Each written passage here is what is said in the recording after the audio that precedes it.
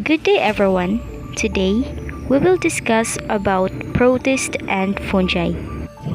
Protists are eukaryotes. It has nucleus that protects the protist's DNA and membrane-bound organelle which help the cell to concentrate and isolate enzymes and reactants in a smaller volume, thereby increasing the rate and efficiency of chemical reactions. Most protists are unicellular or single-celled organisms, but there are also multicellular or more than one cell organism. Protists divided into two, the animal-like protists and plant-like protists. The animal-like protists are commonly called as protozoa. Most protozoa are single-celled organisms. They come in many different shapes and sizes, ranging from an amoeba, which can change its shape, to paramecium, with its fixed shape and complex structure. Protozoa live in a wide variety of moist habitats, including freshwater, marine environments, and the soil. Some are parasitic, which means they live in other plants and animals, including humans, where they cause disease. Plasmodium, for example, which causes malaria.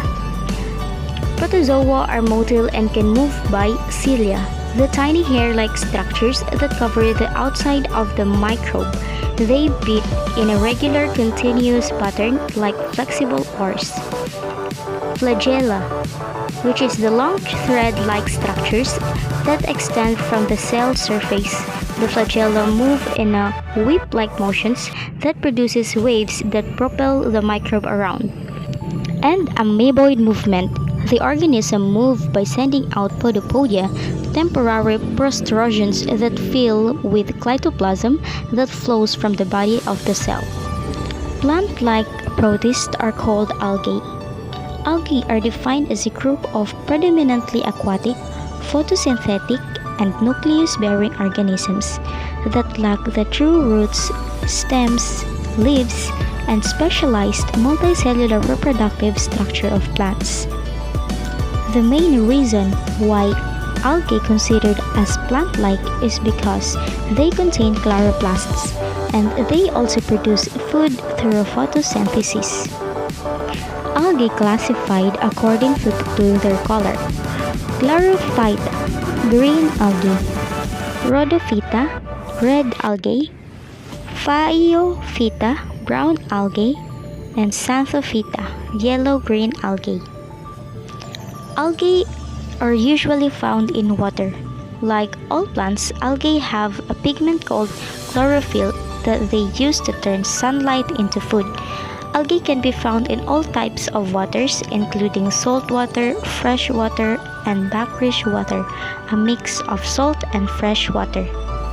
And algae is important because algae provide much of Earth's oxygen, serve as the food base for almost all aquatic life, and provide foods and industrial products, including petroleum products.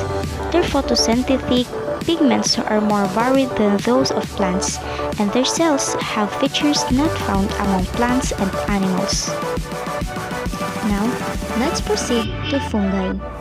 Fungi are eukaryotic organisms like protists, but unlike protists, fungi are non-vascular, non-motile, and heterotrophic organisms. And most fungi are multicellular, but there are also unicellular too. Most researchers says that fungi is a plant, but if we consider the molecular genetic, fungi is more like animals because fungi lack of chlorophyll and cannot perform photosynthesis.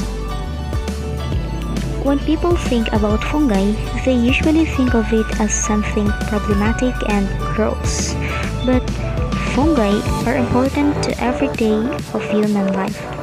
Fungi are important decomposers in most ecosystems.